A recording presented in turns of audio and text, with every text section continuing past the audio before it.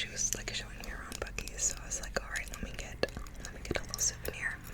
But then I got this keychain and it's very noisy, so I don't think I'll actually put it on my keys. I don't know. I have a lot of keychains that I don't actually put on my keys because it makes it heavy. But there's like these little things that are supposed to go with all of the cities.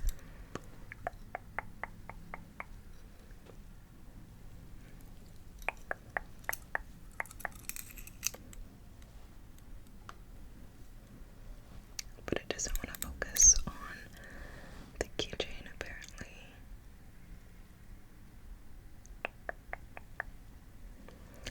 No, it doesn't want to focus, but it has like different stuff for each of the themes. Like it has like a palm tree for Corpus Christi. I don't know where that is. I didn't know they had palm trees. It has like a hot pepper for San Antonio. It has like a Capitol building for Austin. It has like a bull's head for El Paso. It has some sort of building. Is that a space building? I don't know, for Houston. It has some sort of other building for Beaumont. Don't know where that is. It has a guitar for Dallas. It has cowboy boots for Fort Worth. It looks like a Route 66 for Odessa. Or maybe the building's for Odessa, I can't really tell. And then it looks like it has either the Route 66 or like a construction thing for Midland. But yeah, so also that. And the shape of the state. And then I also got a mug. Which I have. A mug from Amsterdam, a mug from Paris, a mug from Orlando. I do mugs from Orlando. And I'm not thinking of any other places right now, but I love a good mug. So I got this mug that has the shape of the state. It says Texas, and it's like the like stone pattern. So I thought it was giving Texas with the hot red, sunny, whatever. And then inside it's like a nice coffee brown. But yeah, so that's the souvenirs I never showed you guys. I really thought I had lost these two, but I'm glad I didn't. So, okay. Now, let's get into the books. So, we have Bucking Around by Emily Roth. Bucking Around. It has sparkly, rich letters. The hockey sticks in the books. It says Jacksonville Rays, book 1, so it's part of a series. And the best-selling TikTok hockey romance. So this is a sports romance, and I have yet to read a sports romance. But I know they're really popular on like BookTok and whatnot.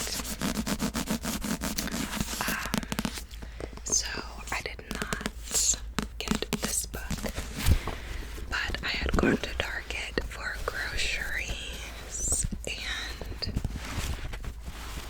when looking at the book section there in passing, I had taken a picture of this and posted it on my story on Instagram and been like, need to come back for this one, whatever, yada yada. And my friend actually saw my story and picked this up for me. She said as like a belated birthday gift, since she hadn't been able to come to the Water Lantern Festival and events I did for my birthday with my college bestie. Originally she was gonna come to like a girls' night and whatnot, but since she didn't, she was like, this is a belated birthday thing. Because we didn't celebrate together. So I was like, okay, this looks like a very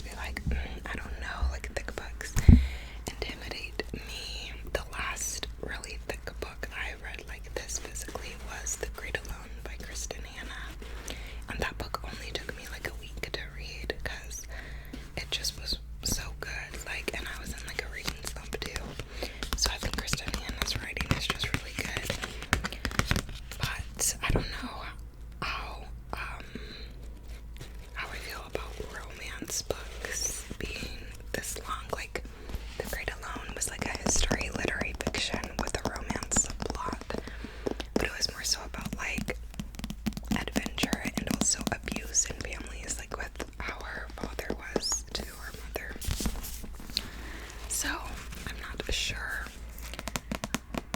how I'll feel about like a romance being this long, although it did pique my attention, and the sports romance genre is one that I'm like, okay, like let's give it a go.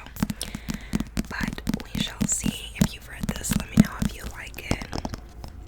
I think the last thick romance book I've tried to read physically was Final Offer by Lauren Asher, and I got a third of the way through and then never finished it. Which I remember at first I was loving Lauren Asher's books with the fine print and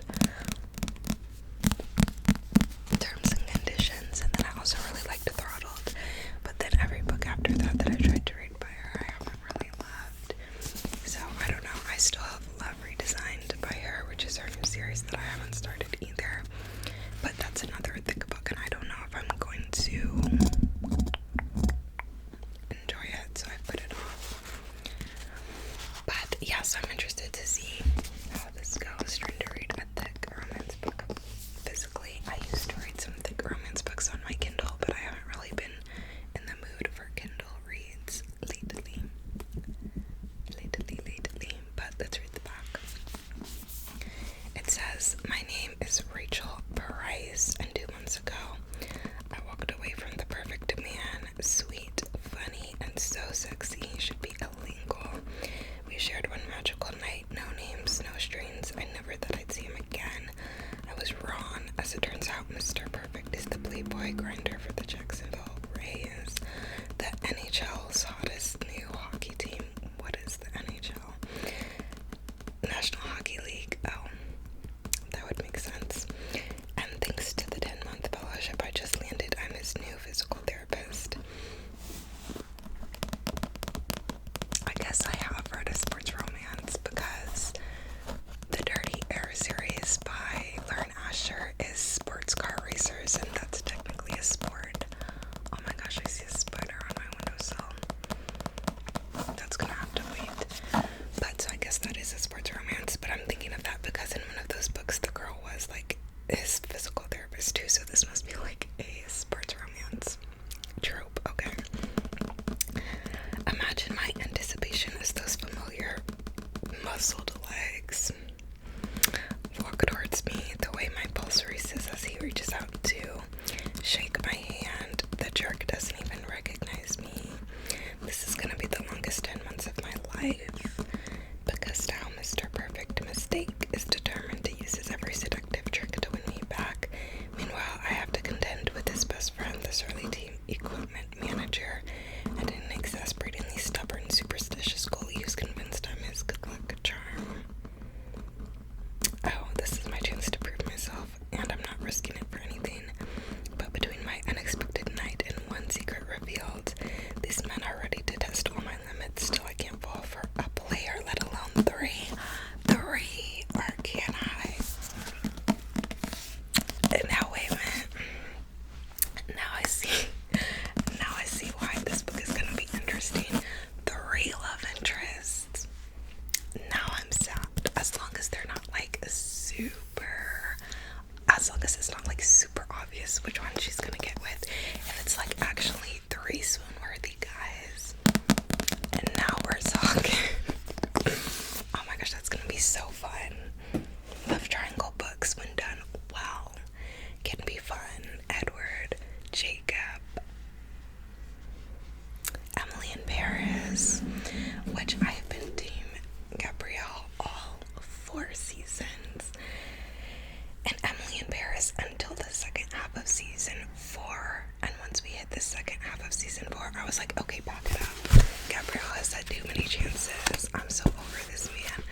Wrap it up. And that haircut they gave him really didn't do him any favors. Like, I was like, okay, get this man out of here. Like, no. So yeah, now with this new Marcello guy, an Italian, I'm Team Marcello now. But also I feel like it'd be so wild if after 4 seasons they don't end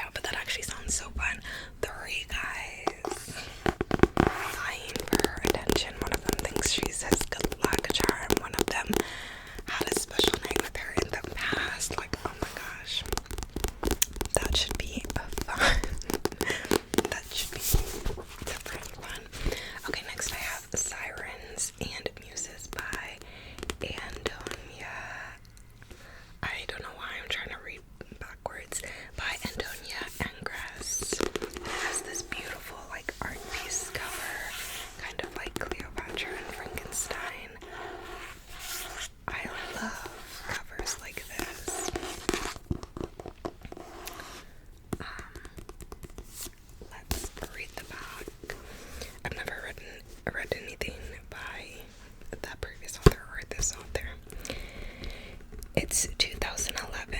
America is in a deep recession and Occupy Wall Street is escalating, but at the elite Wren College of Arts, students paint and sculpt in a rarefied bubble. Louisa Arsenault is a thoughtful, observant 19-year-old when she transfers to Wren as a scholarship student, but she soon finds herself adrift in an environment that prizes novelty over beauty. Complicating matters is Louisa's unexpected attraction to her charismatic roommate, Karina Piontek, the paternally gifted but mercurial daughter of wealthy art collectors. Louisa and Karina are drawn into an intense, sensual, and artistic relationship, but Karina also can't shake her fascination with Preston Utley, a senior and internet provocateur who's publicly feuding with visiting professor and political painter Robert Berger, a once controversial figurehead seeking to regain relevance. When Preston concocts an explosive hoax, the four artists are inexpectedly thrust into the cutthroat New York art worlds. Now they must struggle to find new identities in art and society and among one another. In the process, they have to either discover their most authentic terms of life, of success, failure, and joy, or risk losing themselves altogether. Well, that sounds super interesting. So we're following Louisa, Karina, and Preston. I find I like books like this, where it's like, again, it's kind of a love triangle, but like girl, guy, and that's it. I don't know, but like in Sally Rooney, in Conversations with Friends, where Frances was exes with Bobby and then starts dating Nick, and then breaks up with Nick and starts dating Bobby again, and then Bobby tells her she doesn't want to be exclusive, so then she starts dating Nick again, and it's like stories like that I always think are interesting. I think it's interesting to see the difference in relationship dynamics, and also like the pros and cons and positives and negatives of each relationship to compare and contrast and whatnot. So yeah, and then being set in like an art world, love that. I love arts, and I like books that are set in like universities. There's so many YA books set in like high school. There's not enough new adult books set at university. We need more university books, and dark academia books set in college too. So yeah, I feel like we need more of that. So yeah, this book sounds super interesting. I'm trying to think, how am I on time? Okay. And then we have The Pairing by Casey McQuiston. The Pairing. This is Casey McQuiston's latest book. They're also the author of Red, White, and Royal Blue, which I read a few months ago. And they have some other books that I have not read. They're very known for queer romance novels. So this book also has sprayed edges, which I feel like is kind of rare for paperbacks. But it says some things taste better together. And then it has like Paris and croissants and wine glasses, the Eiffel Tower. And then on this one it has like another type of drink, and this is just really cool sprayed edges design, honestly. But okay, let's read the back. Theo and Kit have been a lot of things. Childhood best friends. I love a childhood best friends trope. Childhood best friends, crushes, lovers, and now estranged exes. After a brutal breakup on a flight to their dream European food and wine tour, they exited each other's lives. Time apart has done them good. Theo is a bartender and an aspiring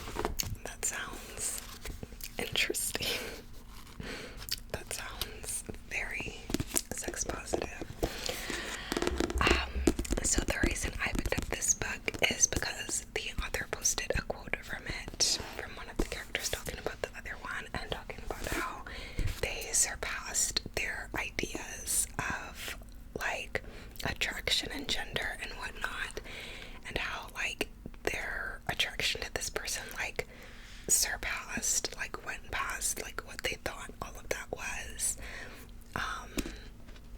And the quote, I don't have it with me, I wish I did, but it was just really intriguing, and I feel like it was just really cool.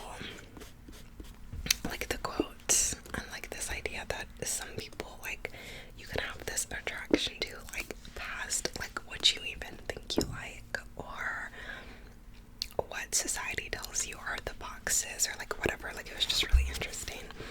So I picked up the book, and yeah, so I'm excited to see how this goes.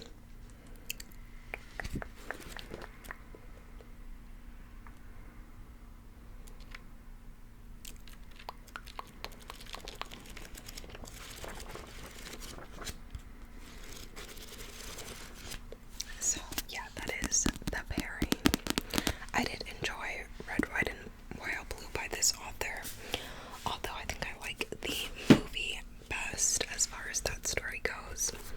Then I have The Notebook by Nicholas Sparks. I've never read a Nicholas Sparks book, but I know that he is a very popular romance author who has popular romance movie adaptations of his work. I used to be obsessed with The Notebook as a kid, and it was this Rachel McAdams and Ryan Gosling. I really like both of them and like every role they play. So yeah, I thought, why not read the book? This was at work. They're doing this thing now. There's like a bee on my window. What's going on? Okay, everything needs to calm down. Like, I don't know if they're like, oh my gosh, it's time to get busy before winter hibernation. But no, these hoes need to go away. Like, why are you on my window? No.